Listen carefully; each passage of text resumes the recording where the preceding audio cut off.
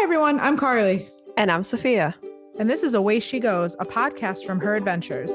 Each episode will help you feed your wanderlust with travel tips, stories, inspiration, and more.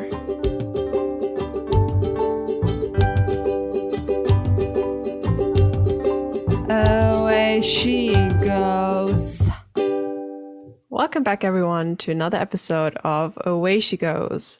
Today, Carli and I will be talking about one of my favorite countries, Norway. So I'll be answering some questions, and Carli will start us off with the basics about Norway. All right. So Norway is located in Northern Europe. It's known as part of Scandinavia, next to Sweden and the Atlantic Ocean. The capital is Oslo. Population is 5.5 million people.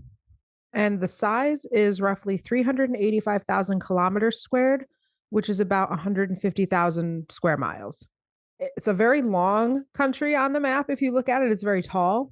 The length from south to north is about 1,700 kilometers, which is about 1,000 miles. And for comparison, the continental US from north to south stretches about 2,600 kilometers or 1,600 miles. So it's just a little bit shorter than the United States from north to south, and the US is pretty big. What it lacks for in its little bit of size, though, it makes up in coast length. So the length of the coast is 83,000 kilometers or 51,000 miles, which is the second longest in the world after Canada. So tons of coast. And Sophia, I'm sure you'll tell us about beaches and coastline and all sorts of things that you got to see there. The main language is Norwegian. And fun fact, there are actually two different kind of dialects of the Norwegian language. One is called Bokmål. Bokmål? Bokmål? Oh, I did say it right. Okay. That's the old book language, and Nynorsk. help me with this one. Nynorsk. Okay. Very good. I've got my grandpa's Hungarian. I can do the I got the European pronunciations down. Nynorsk is the new version, and that's trying to get away from the Danish origins of the language. And there are also various Sami languages, which are mostly scattered throughout the northern regions. But like many countries in Europe, a lot of people do speak pretty good English, especially in the more urban and the more populated areas. Norwegian culture overall, very big into outdoor activities, nature, hiking. Hiking is actually the national pastime, but cross-country skiing is a close second.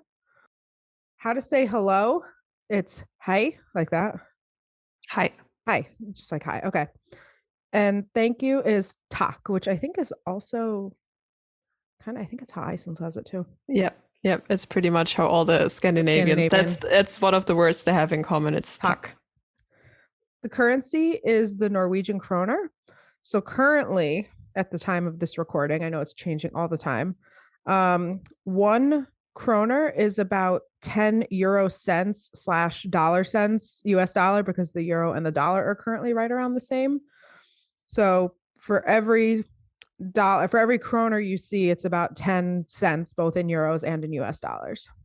So those are some basic facts. So Sophia, what I'm going to do is I'm going to ask you some questions that were asked online by our members of our online communities, mostly Facebook. And you can tell us your tips and tricks and your experiences from Norway. Sure.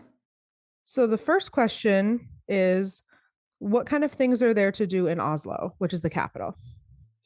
I love Oslo. It's one of my, just starting off on a tangent. It's one of my favorite cities. I used to live there as a student, and I'm going to return this November. So I'm very excited to think about all the things I'm going to do again. There's lots of beautiful parts of the city, like older parts, newer parts. One of my favorites is Tufholmen, which is the harbor city. It's a very posh area in terms of living price, and also a little bit in restaurant prices. But it's a nice place to just have a stroll and enjoy the sunset, which in the winter is perfect because you don't even have to stay up long to wait for sunset. That's at like what, 4? Is it probably 4 p.m.? It's early, isn't it? Yeah, and the peak time in Oslo, it's around 3:15 p.m. Oh my God. Yeah.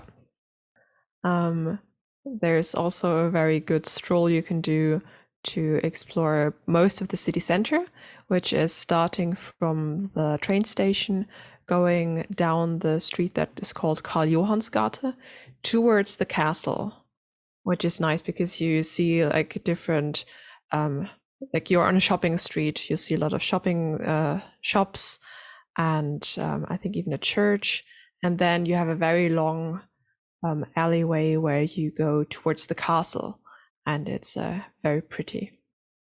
I highly recommend that. And also, you're passing by the old law campus of University of Oslo, which is where I studied. Didn't study law, but it is, as for most universities, a very old and pretty building, which I find unfair because the computer science department is never really old or pretty. Nope, they're modern and ugly Yep. everywhere. Although that in Oslo is quite pretty because it has a pond right next to it and it has a bar in the basement with the windows right above the pond. Ooh, So that's quite nice. that's cool. Um, Another favorite of mine is Ekebergparken. That's a park of modern art sculptures. You know, you might be familiar with the park with the sculptures that are like obscene and nude and I've heard of it. very weird. I didn't really enjoy that park so much. It's really just the statues, and if you're not really into that kind of art, then it's just not your thing. But this other park, it's a bit less park and a bit more, feels more like a forest. So it's a bit wilder and you have fantastic views over the city as well. So I highly recommend going to Ekebergparken. One classic, well, one thing you see from Ekebergparken is the Opera House, which is a classic. I think it's one of the more famous opera houses in the world. And it's very touristy to just go there and you can walk around the roof and have a nice view over the harbor. I highly recommend also doing this at sunset. There's a lot of sunset things to do see in Oslo, okay? That's just something you all have to get on board with. Something you can see from the opera house, but there's also other places to do this, is a very typical Norwegian thing. So you go to the sauna, and then when you're all steamed up, you jump in the cold water of the harbor. And then you go back to the sauna. Like I've strolled through Tufholmen on a like Sunday or Saturday morning, and I've seen people in their clothing gowns with a cup of coffee in hand walk to the harbor, jump in, like without the gown, of course, and the coffee, get back out, sip the coffee, put the gown back on, and walk back to their apartment. It's like that sounds like the version of like when I was a kid, my brother and I were kids. If we were on vacation somewhere with a pool and a hot tub, we would sit in the hot tub until we were all hot and steamy and then jump into the pool and it was freezing and then you run out and you go back to the hot tub. Like that sounds like Yes. the Norwegian version of kids swimming on vacation. Exactly that.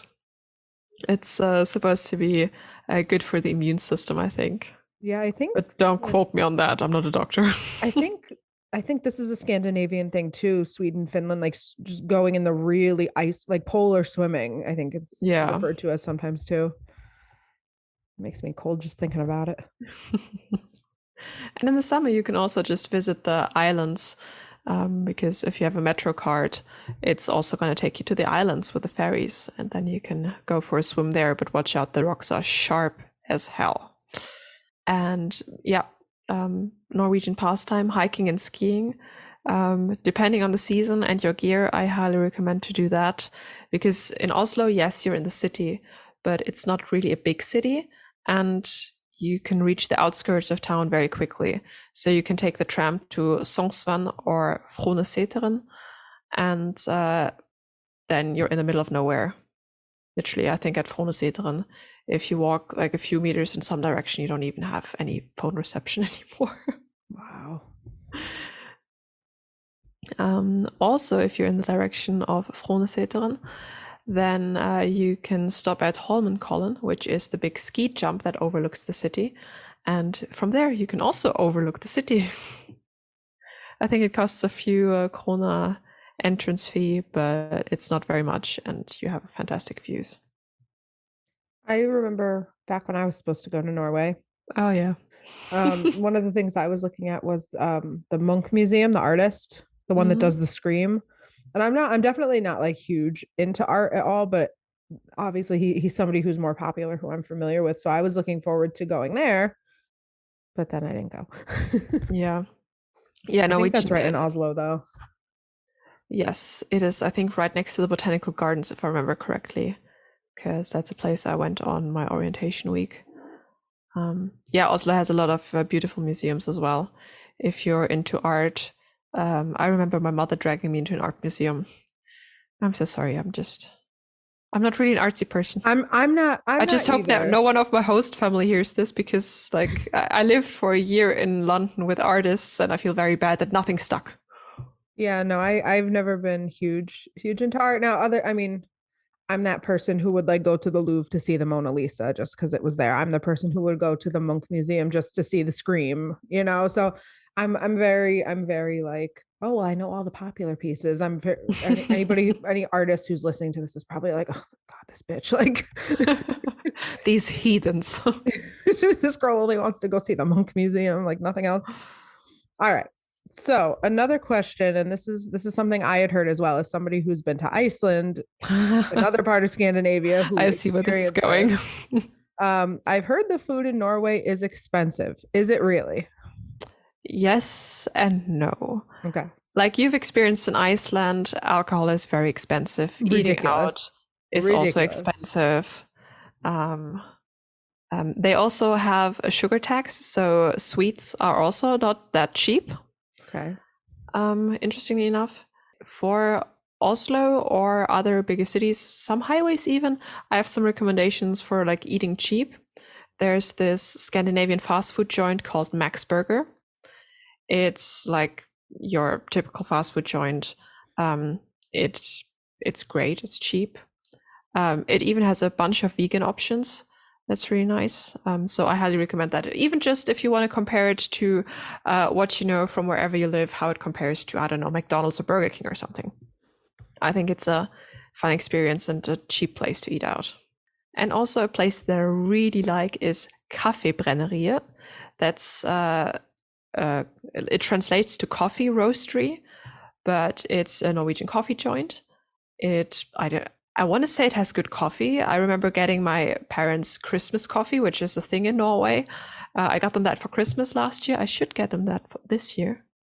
Thinking about it. There you go. Spoiler alert, parents.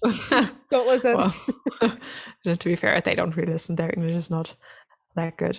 Yeah, mine aren't very Uh, tech savvy. that as well. So yeah, it's a nice coffee joint. There's like many places in Oslo and other cities too. And yeah, again, switch it up from your regular Starbucks, see how other places compare. And it also has really good vegan options. Just have to mention that for my fellow vegans out there. Of course. And of course, what is way cheaper is if you cook yourself.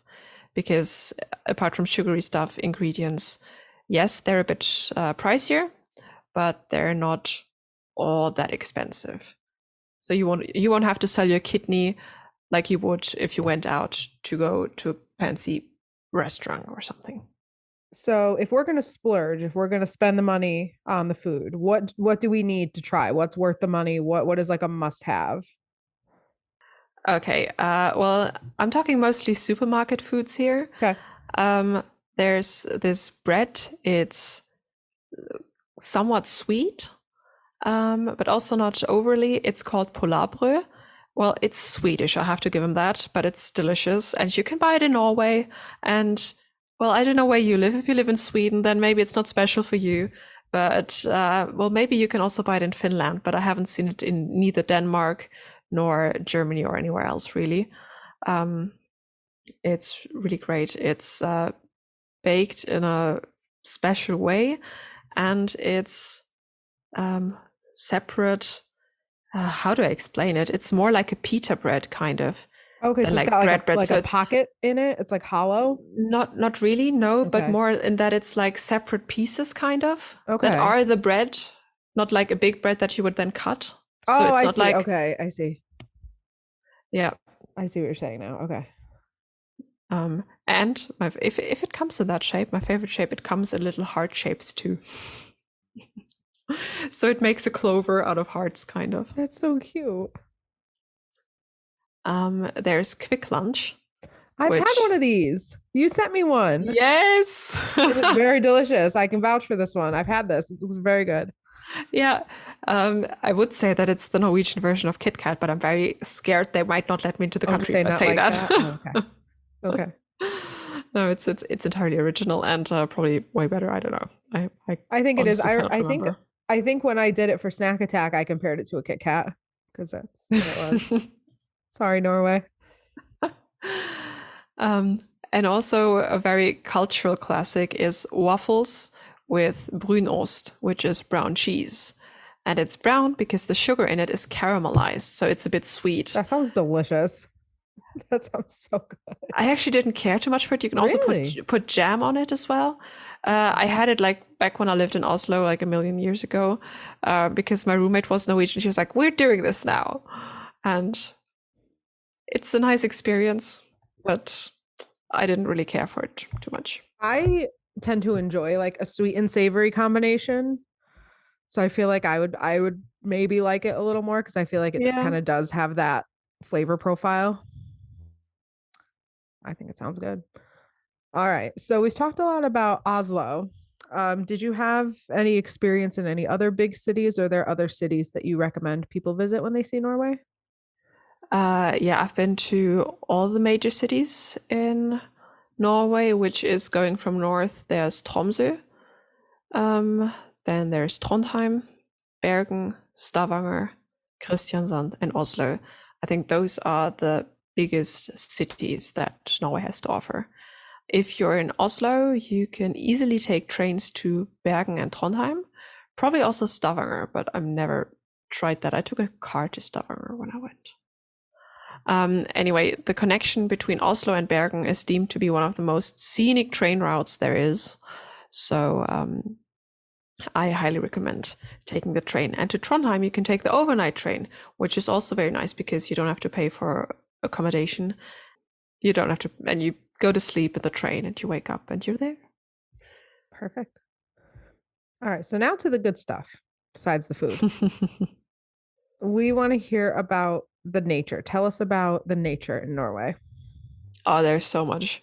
I have this T-shirt that says in Norwegian that only 2% of Norway is land that is like built upon. So there's 89% of hiking happiness, so to say. So it's like 98% is just nature. Wow. It's incredible. And that's not even accounting for the water, I think. Oh, wow. So, depending on the location and the season, you can see reindeer. I saw some near Cape North. You can see moose and musk ox, which are like very ancient animals. You can see them both in the Dovrefjell National Park. But yeah, like you supposedly can see moose everywhere, but and some people say you're crazy for going on a moose safari because you can see them everywhere. Well, I didn't see them anywhere else apart from the safari, which I'm kind of glad for a little bit because I had a friend who almost ran her van into a moose. And They're if you, big yeah, they're big, and then your van and is totaled. scary. Yep. They're mean too. Hmm. Talking about mean animals, you can also see polar bears, mostly on Svalbard. Yep. You can also see brown bears and wolves, both towards the border of Sweden. And you can see a variety of whales, especially on the Vesterålen and the Lofoten, which are island chains in the north of Norway. And I have a story there because I was driving south and I first went over the Vesterålen, and then I was thinking like, yeah, maybe I should do whale watching because I saw a poster on the campsite. I was like, and it was a picture of a humpback whale, and I had recently finished my master thesis which also concerned humpback whales. And I was like, maybe I should see one in real life. I don't know, even know if it's the season or something. Should I see whales? And I was like, yeah, no, but what am I going to do with Knox the entire day? And so I decided against it.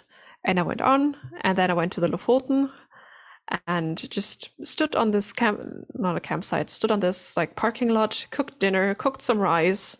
And then people around me were going like, I was like, what's happening? And then there were just some orcas swimming by. Oh my God. Yes. And I was like, and I almost missed this because I was so just like focused on the bloody rice. Wow. Yeah. Yeah, in Norway, the nature can surprise you. There's also way more, like so many bird species. I think they might have puffins up north as well. Not that I saw any. Otters, regular deer, everything. But still talking about nature, they also have a lot of, nature landscapes. That's the word. They have beautiful beaches. Like some look like they're from the Caribbean, but you don't want to swim in them because it's actually freaking freezing. They have some that you can surf, which I found pretty cool. And there's still people out there that are like, "What? You can surf in Norway?" So yeah, it's actually quite nice there because it's not so crowded as let's say Spain or Portugal. There's like so many pretty mountains. If you want to ski, hike, mountain bike, anything outdoorsy, really, it's the place for you. Or if you just want to hike through forests, see waterfalls, valleys, lakes, glaciers, anything. And I haven't even mentioned the fjords yet. So I think if we were just to talk about Norway, I think we could make an entire podcast out of it, not just this one episode. So there's just so much to see. It's a great country. Whatever you want to do, you'll find it there. You just might have to drive a few hours. I'll go soon. As we discovered, it's pretty huge. I'll go soon, and then we could do another one. We could do like Carli's experience in Norway and Sophia's experience in Norway. I still wish we could go there at the same time. I know we should. When are you going? Mid of November. Okay, no, because I know. Do you see the cock wheels are turning? Yes. Yeah. No, because no joke, I would literally fly out to Oslo for like a weekend just to see, just to like meet and be like, hey, we'll talk after this. Nice. Stay tuned, listeners. Who knows? I can be a little impulsive, as you all know. So we'll see.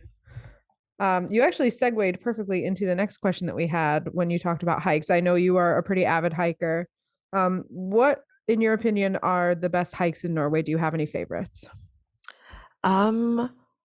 I do a little bit. I really liked a hike that I did near Odda, or is it called Edda? It's that city that's also in the Netflix TV show Ragnarok. Please, Netflix, sponsor us. And there's a glacier there, and there's a beautiful hike. But there's really all kinds of hikes, and especially on the Lofoten, I really loved hiking there as well. But all the hikes are very steep. So you're like, it's only 2 kilometers. Yeah, straight up the mountain. Straight up vertically. Yeah, so my least favorite hike was Offarsøyakammen on the Lofoten, which was only 3 kilometers. You're like, it's a stroll in the park. It was 450 meters of elevation. So it's 1.8 miles length and then 1,500 feet up. Yeah. That's steep. That was exhausting. It sounds like it. And the fun part, if you hike that far up north, is that the border on the mountain where there's no trees growing anymore is so much lower. Because I know from the Swiss Alps, it's, I don't know, many hundreds of meters or thousands or something like that. And then so far up north, it's like, maybe like 200 meters. And then that's it with the trees. And that's really fun to see. And also for a better recommendation, I asked my friend Daphne to record a little segment, because when I met her, she left a volunteer job in Sweden and took a car and a tent through Norway. And she said like, I just looked up like the prettiest hikes in Norway and that's my route now. So I think she's best equipped to tell you the best hike. All right, we'll turn it over to Daphne. Is that how you pronounce it? Yes, It's different. Here we would say Daphne, but that's American. she's Dutch.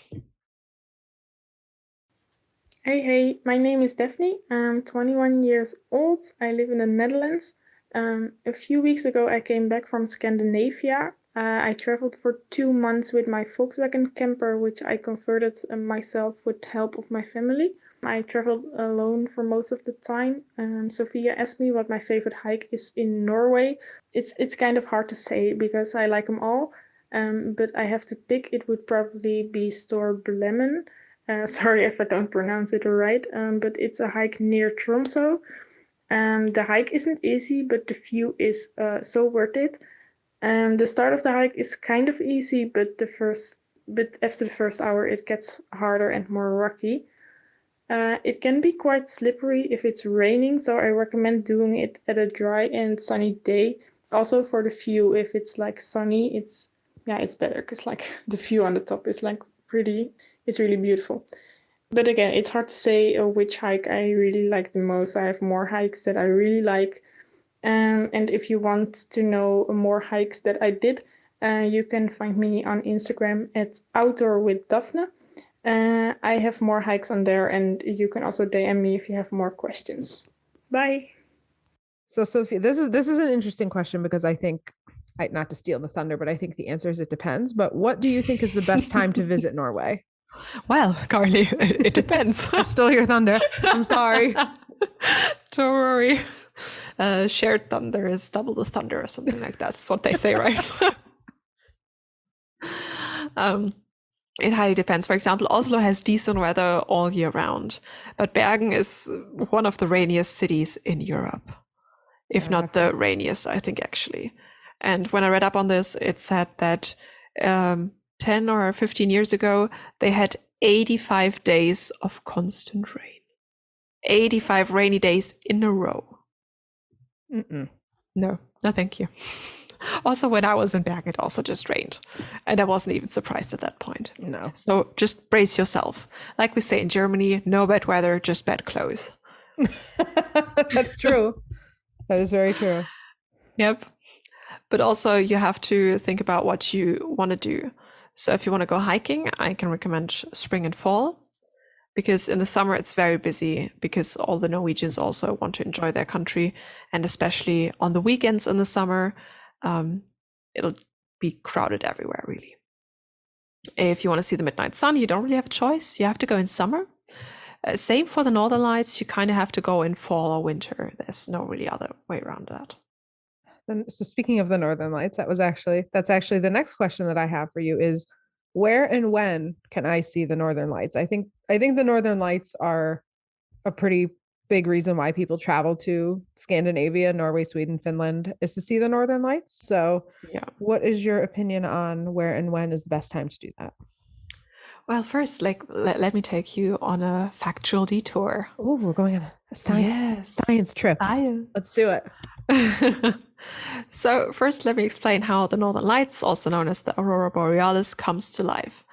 So charged sun particles enter the Earth's atmosphere because they're pulled in by our magnetic field, and then they collide with nitrogen and oxygen atoms and release a little flash. And the color of the flash depends on the atoms that are involved in this reaction. I'm very sorry, but I loved chemistry in high school, so I'm like, no, I did too. I'm like, I remember stuff. This is interesting. Yeah.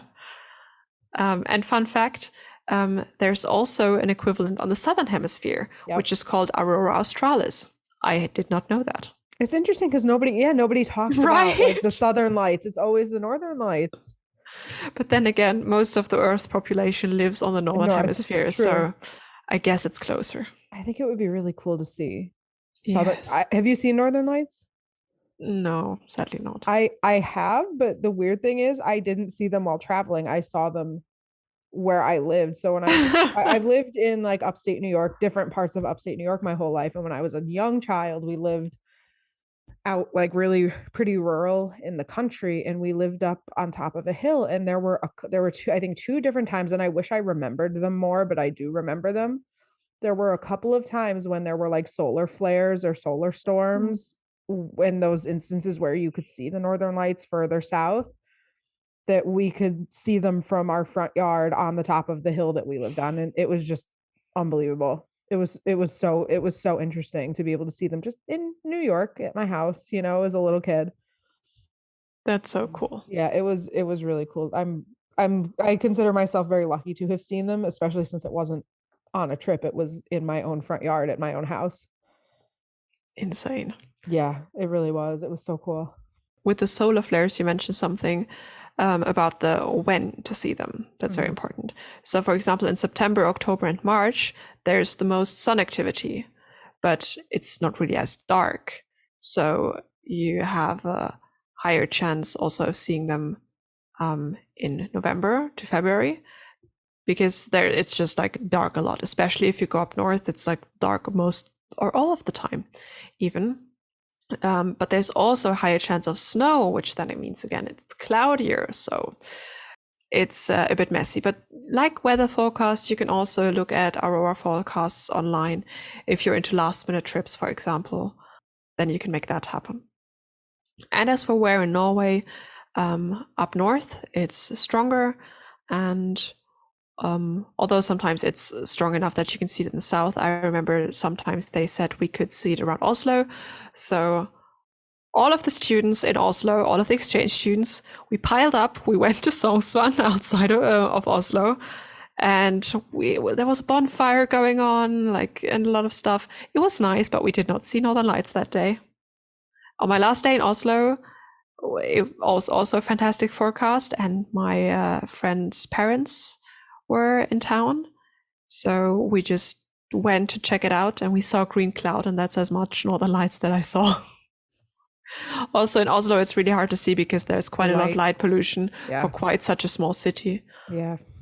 So yeah, you might be luckier more north or also on the west coast where the cities are smaller. Cities that are very popular are Tromsø, which is the obvious choice because it has a very big airport. So you might not have to take a million layovers or trains and whatever. But there's also other popular options like the Lofoten, Alta, Lyngenfjord, the Vesterålen again, Cape North, or even just Svalbard already. I'm looking. Nobody else can see me. You can. I'm looking at my phone because there's a Facebook page that I follow called the Aurora Borealis Observatory, and they're located in Silsand, Norway. And I'm not sure where that is, so I'm now going to my map to look where it is. It's probably further north, I would assume, but I don't want to assume things. If I could type, that would be great. Silsand, Norway. Let's see. Yeah, like way up north, slightly southwest of Tromsø. I'm not saying that right.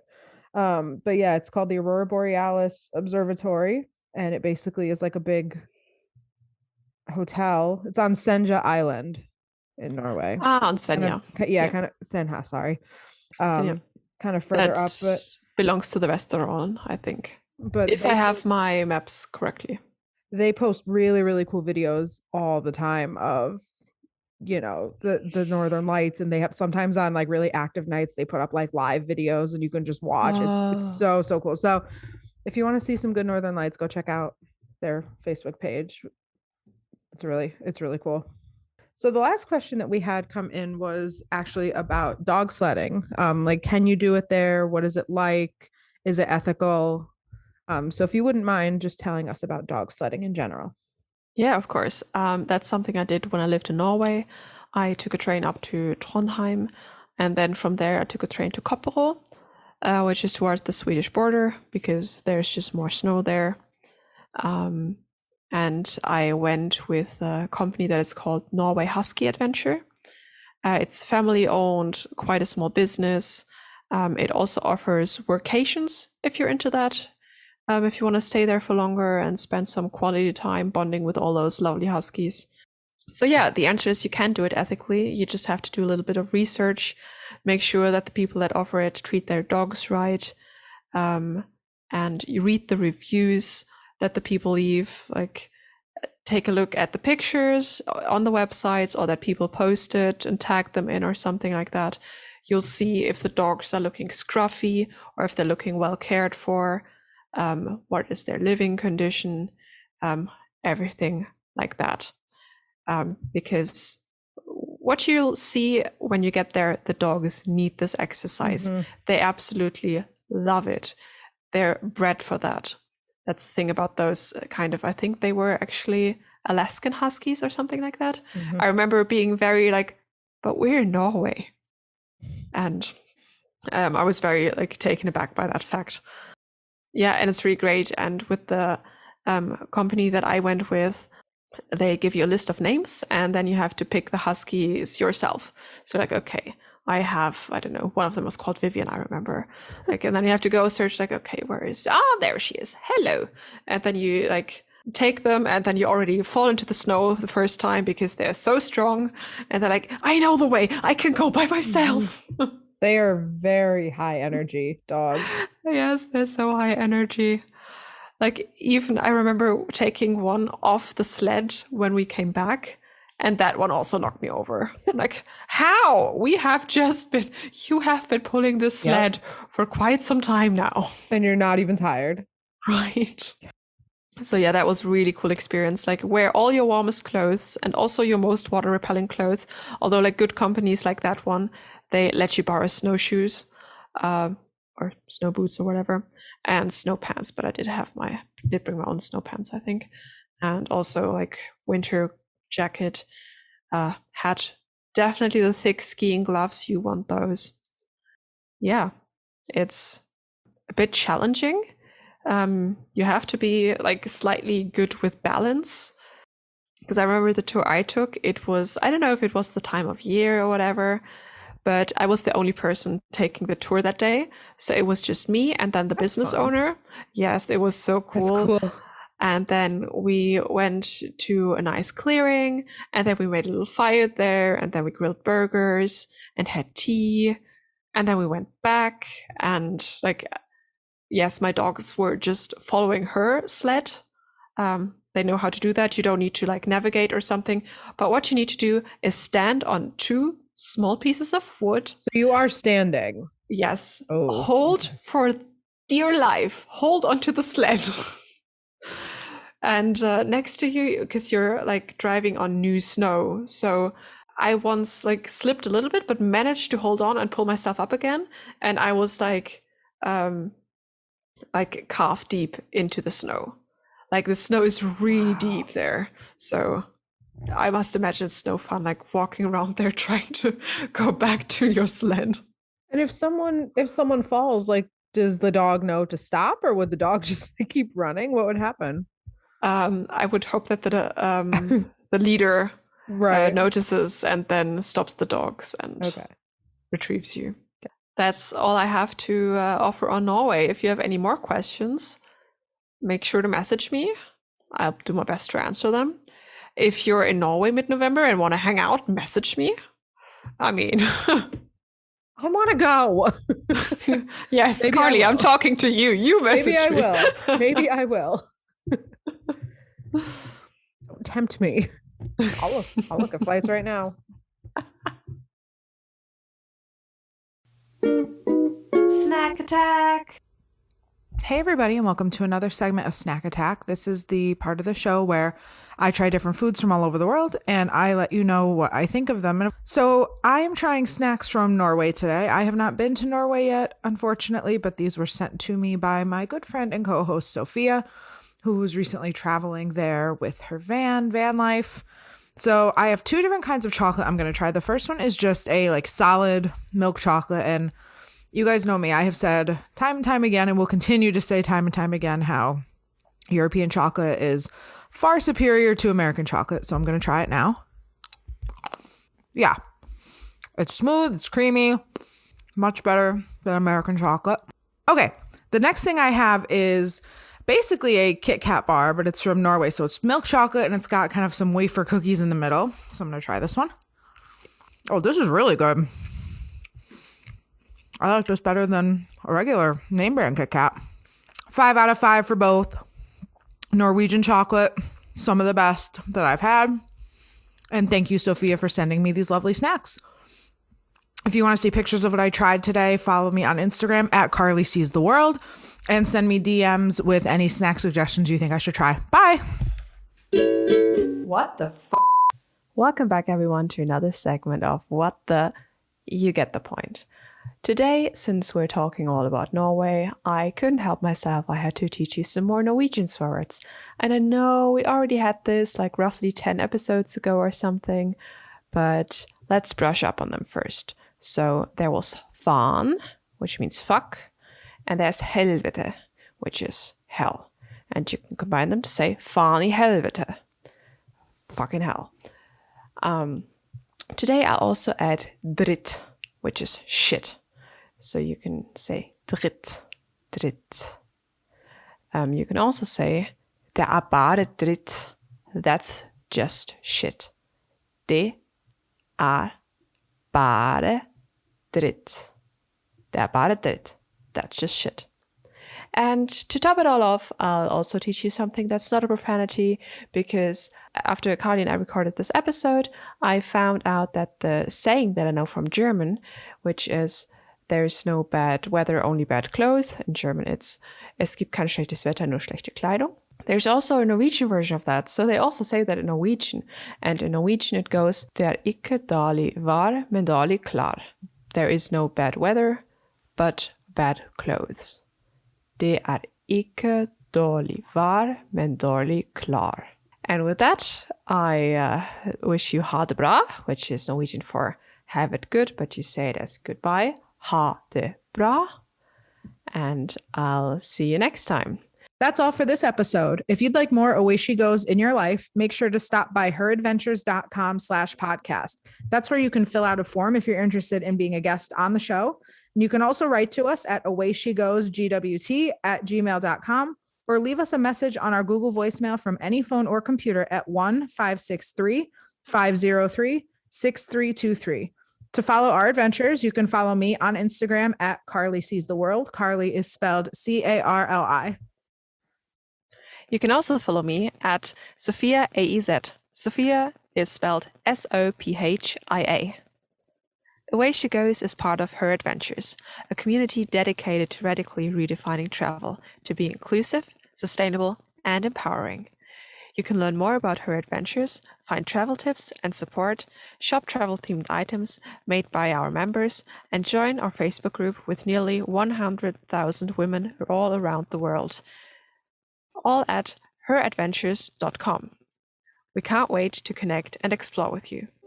Away she goes.